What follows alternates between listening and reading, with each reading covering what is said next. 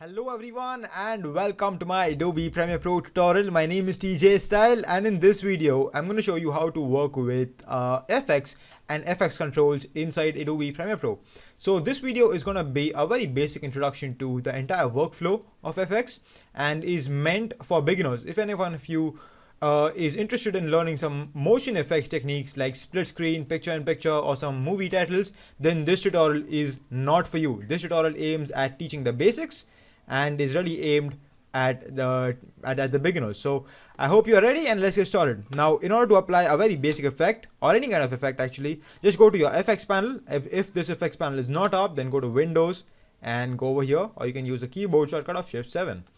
Now go over here and type in the name of the effect that you want. Now we never ever use the mouse button or the mouse actually to go to FX, video effects, opening it, then going to distort and then selecting our effect. You always go over here and straight out type the name of the effect. What if you don't know the name of the effect?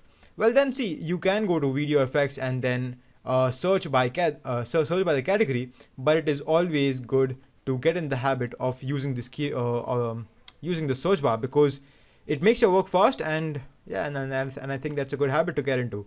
So I'm going to be typing in blur and you can see all the different kind of blurs actually pop up. Now actually it's going to be showing you all the results which has the word blur in it. So you can see we have some presets and they also come out, but I'm going to leave the presets out right now because we don't want to get into that. So you can see we basically have 6 main different kind of blurs, but the best blur that you can work with inside Premiere is, wait a sec, let me just bring this up here, is Gaussian blur. Gaussian blur I think is the best blur that Premiere has. So take it and drop it onto your video, and you would see that if your FX controls panel is up, then you can see that you have just added a Gaussian blur. So basically what FX control really does is, this is a place where all the effects that you apply to a clip get stacked in. So if you, and yeah, by the way, you can have more than one effect in your video, right? So if I was to type in noise and take this noise effect and drop it onto my video, you can see that we now even have noise applied to it. We can go into adding a lot of effects. We can even add in some special effects like bevel alpha, or actually not bevel alpha, bevel edges.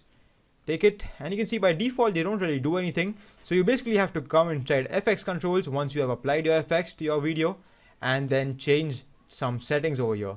So if your FX is closed like this, you can just open it and change some settings over here. You can see you can create some very different effects, and you can basically do all sorts of things like that. So FX control is, FX panel is a panel to be used after your rough cut has been made. So say if you are working on a project, once you have done all your rough cut, okay, once you have lined up all your shots together and your timeline work or your source monitor work is basically over, only then you should come down to FX and start playing around with, making your, your videos look good.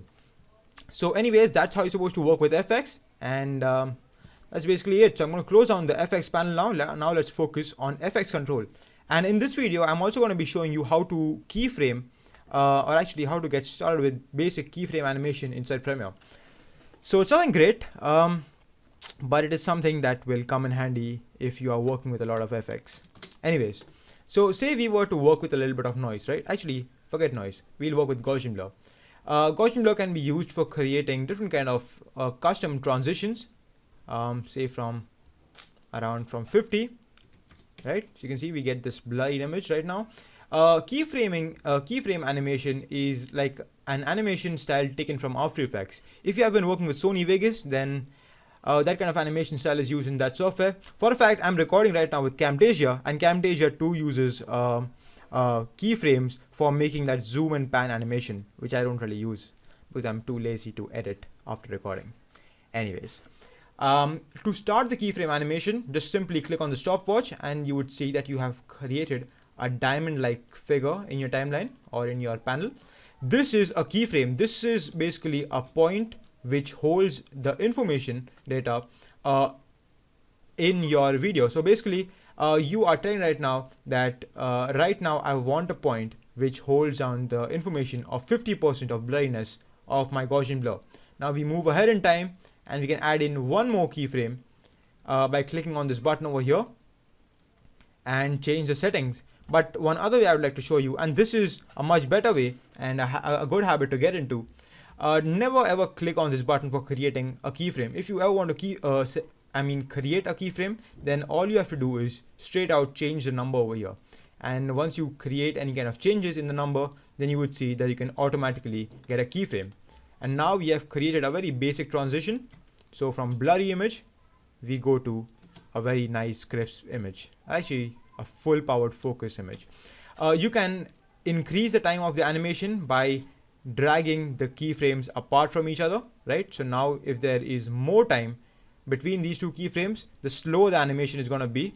And you can likewise increase the speed of the animation by bringing these two keyframes closer to each other. So now you can see the animation is much faster. And that's how you're supposed to work with keyframes. If you ever want to remove any effects, then simply click on the effect name and hit the delete key. You can do the same things with the keyframes. Select the keyframes you don't like or you don't want in your video and hit the delete key, and those two will just go away.